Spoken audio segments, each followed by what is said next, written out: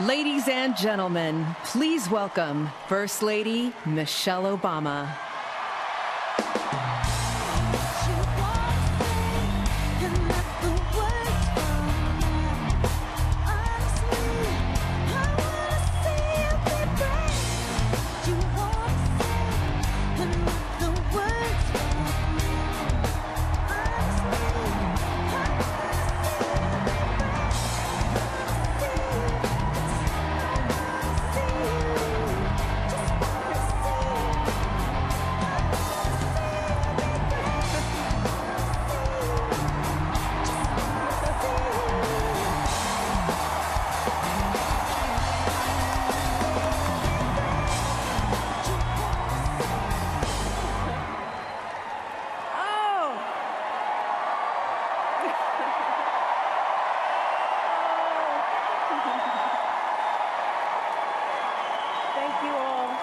Thank you so much. You know, it's hard to believe that it has been 8 years since I first came to this convention to talk with you about why I thought my husband should be president.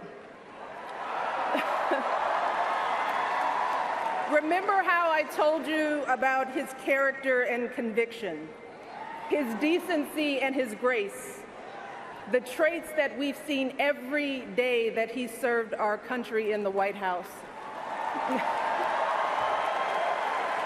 I also told you about our daughters, how they are the heart of our hearts, the center of our world, and during our time in the White House, we've had the joy of watching them grow from bubbly little girls into poised young women, a journey that started soon after we arrived in Washington, when they set off for their first day at their new school. I will never forget that winter morning as I watched our girls, just 7 and 10 years old, pile into those black SUVs with all those big men with guns.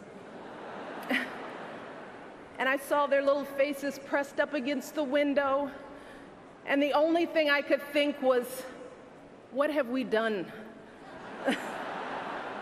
See, because at that moment, I realized that our time in the White House would form the foundation for who they would become, and how well we managed this experience could truly make or break them. That is what Barack and I think about every day as we try to guide and protect our girls through the challenges of this unusual life in the spotlight. How we urge them to ignore those who question their father's citizenship or faith. How we insist that the hateful language they hear from public figures on TV does not represent the true spirit of this country. How we explain that when someone is cruel or acts like a bully, you don't stoop to their level. No, our motto is, when they go low, we go high.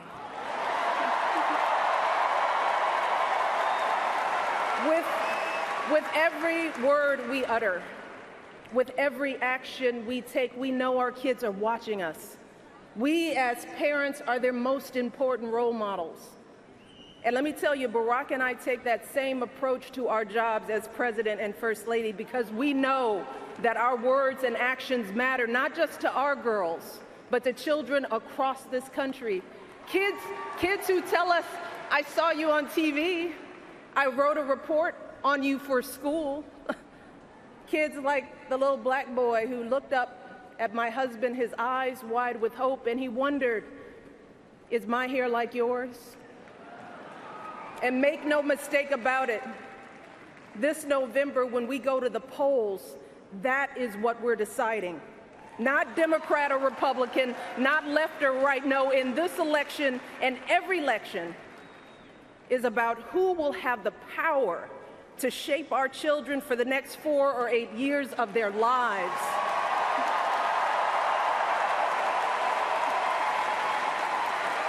And I am here tonight because in this election, there is only one person who I trust with that responsibility.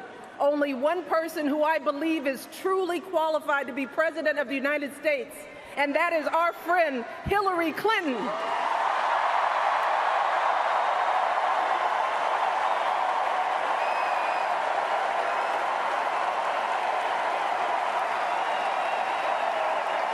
That's right.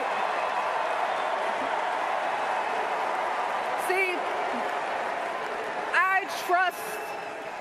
I trust Hillary to lead this country because I've seen her lifelong devotion to our nation's children. Not just her own daughter, who she has raised to perfection, but every child who needs a champion. Kids who take the long way to school to avoid the gangs. Kids who wonder how they'll ever afford college. Kids whose parents don't speak a word of English but dream of a better life. Kids who look to us to determine who and what they can be. You see, Hillary has spent decades doing the relentless, thankless work to actually make a difference in their lives.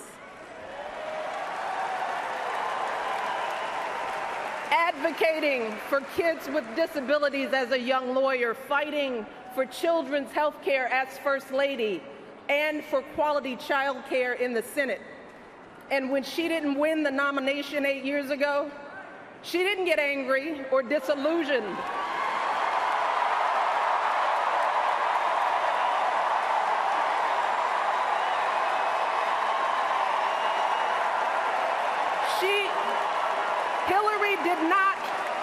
Hillary did not pack up and go home, because as a true public servant, Hillary knows that this is so much bigger than her own desires and disappointments. So she proudly stepped up to serve our country once again as Secretary of State, traveling the globe to keep our kids safe. And look, there were plenty of moments when Hillary could have decided that this work was too hard, that the price of public service was too high, that she was tired of being picked apart for how she looks or how she talks or even how she laughs. But here's the thing.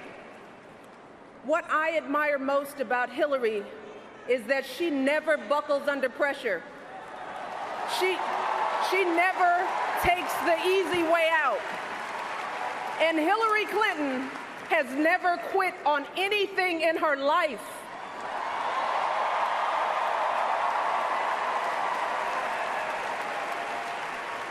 And when I think about the kind of president that I want for my girls and all our children, that's what I want. I want someone with the proven strength to persevere, someone who knows this job and takes it seriously. Someone who understands that the issues a president faces are not black and white and cannot be boiled down to 140 characters. Look, because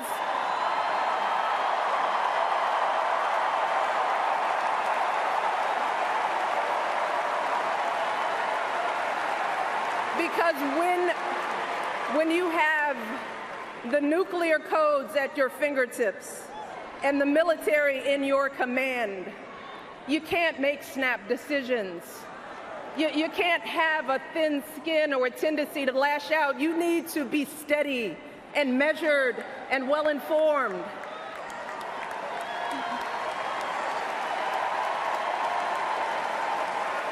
I want a president with a record of public service, someone whose life's work shows our children that we don't chase fame and fortune for ourselves. We fight to give everyone a chance to succeed. And we give back even when we're struggling ourselves, because we know that there is always someone worse off. And there, but for the grace of God, go I. I want a president who will teach our children that everyone in this country matters.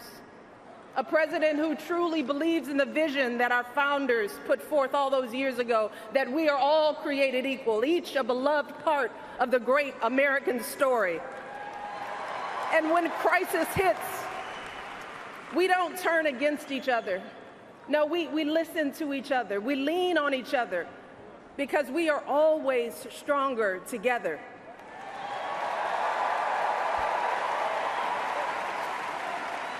And I am here tonight because I know that that is the kind of president that Hillary Clinton will be, and that's why in this election, I'm with her.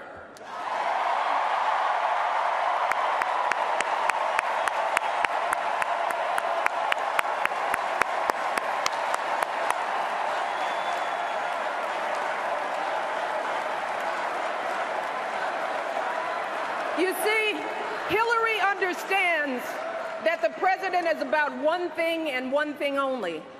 It's about leaving something better for our kids. That's how we've always moved this country forward, by all of us coming together on behalf of our children. Folks who volunteer to coach that team, to teach that Sunday school class, because they know it takes a village. Heroes of every color and creed who wear the uniform and risk their lives to keep passing down those blessings of liberty. Police officers and protesters in Dallas who all desperately want to keep our children safe. People who lined up in Orlando to donate blood because it could have been their son, their daughter in that club.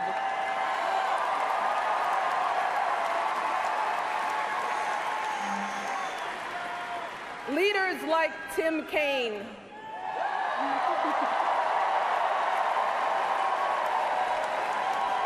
who show our kids what decency and devotion look like. Leaders like Hillary Clinton, who has the guts and the grace to keep coming back and putting those cracks in that highest and hardest glass ceiling until she finally breaks through, lifting all of us along with her. That is the story of this country, the story that has brought me to this stage tonight, the story of generations of people who felt the lash of bondage, the shame of servitude, the sting of segregation, but who kept on striving and hoping and doing what needed to be done so that today I wake up every morning in a house that was built by slaves.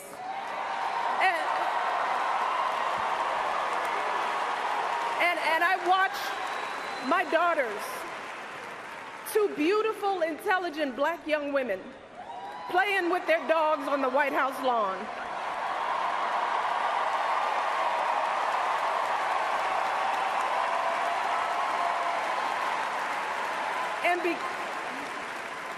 And because of Hillary Clinton, my daughters and all our sons and daughters now take for granted that a woman can be president of the United States.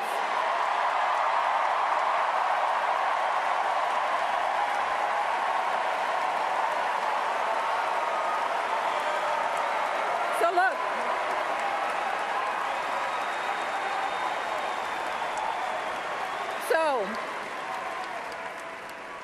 don't let anyone ever tell you that this country isn't great, that somehow we need to make it great again, because this right now is the greatest country on earth.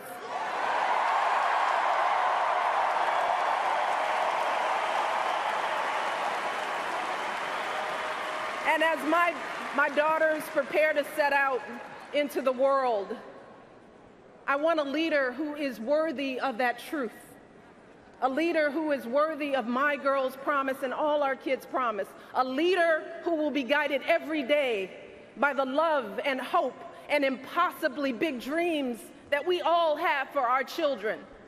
So in this election, we cannot sit back and hope that everything works out for the best.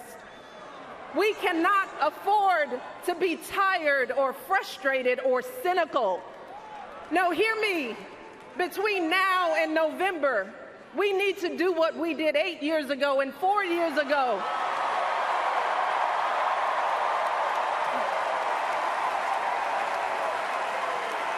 We need to knock on every door. We need to get out every vote. We need to pour every last ounce of our passion and our strength and our love for this country into electing Hillary Clinton as President of the United States of America. So let's get to work. Thank you all, and God bless.